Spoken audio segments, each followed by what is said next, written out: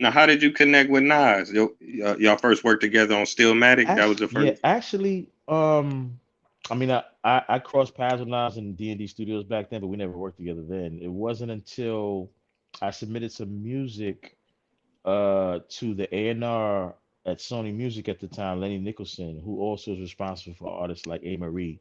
Me and Lenny was real cool, so I sent him some music, and I didn't get the call back right away. It was months later, and it turned out Nas was doing some of the album in the Bahamas. Wow. So I got the call when they confirmed they wanted to use my record. So I had to wait for Nas to come from the Bahamas back to New York. And then we went in the studio in Times Square called Right Track Studios, and we finished up the record.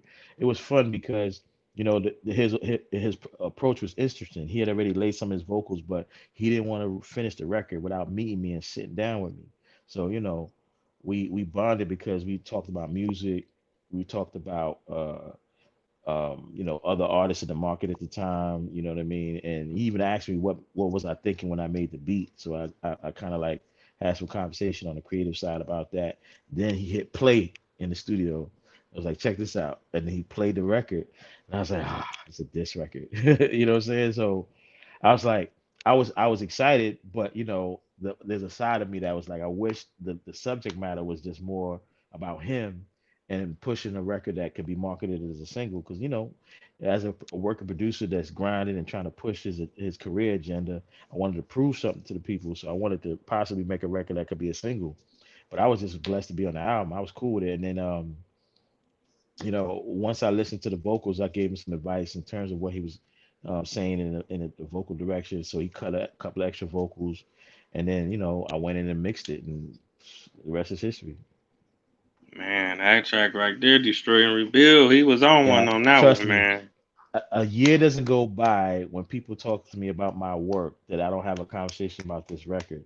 Mind you, it's on the album, but it just has an impact with certain people. Some people talk about the production, the beat.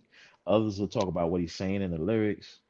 And I mean, I take it for what it is because it's a classic album, and it was my first platinum album to be honest. So Wow, yeah, the beat set it off with the little yeah, bells. Doo, yeah, doo, yeah, yeah, doo, yeah, yeah, doo, doo, yeah, doo, doo. You yeah, know it's about to yeah. be some shit, but you don't Yeah, know it's about to come it's like crazy. When that. I listen back to it, I think of where I was at in my mind when we did that, and it sounded like some rock star shit. Because musically, it don't sound like nothing. It don't sound like nothing. It was I just can't right, explain it. man. It It don't was sound just like right. nothing. So yeah, Okay, okay. But like you say, nevertheless, that's a multi-platinum album. It's a classic album. That yeah, album, as long yeah. as Like people listen to music, it's Stillmatic not. is gonna be one of them Yes, albums. it's one of the albums that stay in people playlists. So I appreciate that because I still get earnings off of that album to this day, like performance royalties off the activity all over the world for that album. So Yeah, that's one of my favorite Nas albums. I think most yeah, Nas fans would put that in their top, at least top three. yeah, yeah. That's true. That's true. Yeah. That's true. And it's funny because between that and I think Godson, all the albums that came after that don't have the same conversation that those two albums have. Mm-hmm. Leading up to like more probably the last maybe 3 or 4 albums he's done. It's like people Mm-hmm. go rewind all the way back to Stillmatic and Godson, Yeah. and of course the Yeah. first album, the very first album, Right, the first right. It the was. first album Illmatic, the second album I Am, Stillmatic, Godson. Those 4 albums always stay in the conversation out of all his catalog, always. Yeah. So But he I got a appreciate couple that. more though. It was Yeah, written, and the one yeah, with Damon Marley that was fire. But like yeah. you That was a say, good them they're album. probably the main ones. Right, but like when the conversation of albums out of his catalog, Mm-hmm. people always rewind to those specific albums, starting with Illmatic, of course. Right. That's hard to beat, man. Yeah, yeah, yeah. That's hard to That's beat. why I feel like blessed to be a part of that album because it's in the history books. Yeah, you a part of history. You made history, man. Yeah, for Most sure. definitely. Let me see. Okay, now you connected with AZ. Now, did you connect with AZ through Nas or through a separate No, channel? it completely separate channel. It's so funny, Mm, because working on Stillmatic, AZ wasn't around at all. You know, we okay. crossed paths before. I've seen him in D&D again because he worked with Primo, but I never worked with A until Asiatic. And the way that happened, again. One of my mentors, his name is Damian Bladden, and his name is Dio. He was an A&R at Motown Records at the time, and I submitted some music to him. He also used to manage Heavy D, the late Heavy D, rest in peace. Oh, And wow, rest in peace, Heavy. yeah, so I submitted some music to him, and I got the call back. Originally, I had submitted the music to Rockefeller Records, same track. I submitted it to Rockefeller Records to my A&R friends over there, and I think Memphis Bleek heard and he was interested in it, but he passed because he felt it was too slow for him, to rap to the way he wanted, his style is. So he passed on the record, Mm. and then Dio passed it on the A, and he chose it, and he put Nas on it, and then I got the call back when they were recording the record, and it was actually in Jersey at Sugar Hill Studios, the original Sugar Hill Studios, where Sylvia Robinson and the Sugar Hill Gang, you know what I'm saying, the owners Wow. of the Sugar Hill Gang and Sugar Hill Gang Records. It was their recording studio. We worked on that song, and it was funny because I didn't even finish mixing the record. And shout out to DJ Clue, he leaked the record on the radio. You know what I'm saying? Before the record was even finished. I don't know how I got in his hands. I don't want to name no Mm. names, so you know what I'm saying. But he leaked it on the radio, and it kind of caused a little buzz. And this was like around Super Bowl weekend 2002. So I went in after that, mixed the record, and it came out in June. And it's so funny because my song was the last song to make the album when they were mastering the album.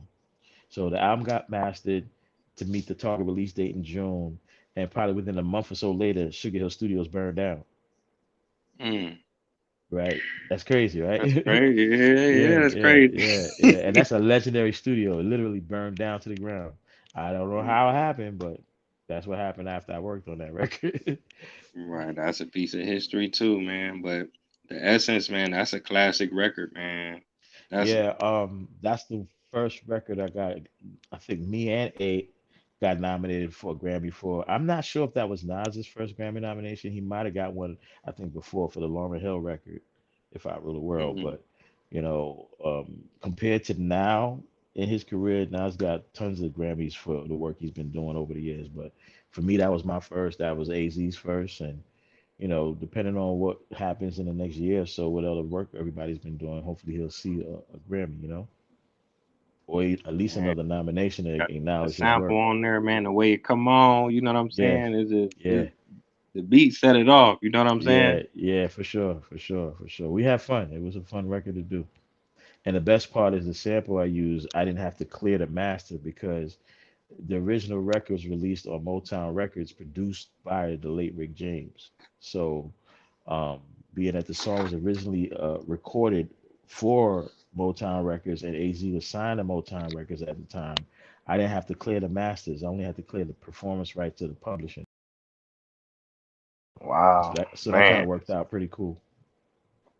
That's what's up right there, man. You done sat in on some classics like seeing Nas and A together, or seeing Hmm. Joe and Pun together, or seeing Hmm. Eric B and Rakim together. You get what I'm saying, man? Exactly. It's crazy to go from that fan to the one contributing to the culture. So, you know, it's knowing that and having those experiences in my life that keeps me motivated. That's what keeps me not wanting to, say, all right, despite the bullshit I deal with in the business side of it, and the frustrations of that periodically, I don't give up on the creative side. I like to still make music. So that's what keeps me going. Yeah, man, most definitely. It's people that dream of doing a fraction of the things that you've already accomplished. So if you Right, blessed to right, live another day, another year, right. man, imagine what you can Exactly. do. Yeah, just keep going. Facts. Yeah, You know, because and like you and say, and, and I hmm get reminded on social media because people will tag me celebrating these albums. Like like yeah, from here to overseas, like let's say there's an anniversary of like a Smith and Wesson album, or the anniversary of a Helter Skelter album, or the anniversary of a helter Nas skelter. album. Each year people just tag me online, like, talking about the album and, their fandom of it, and tagging me and everyone that worked on the album and saying thank you and salute and stuff like that feels good, man, because you get those little constant reminders of the consumers and supporters that they appreciate the work. Oh yeah, no doubt, man, no doubt, definitely.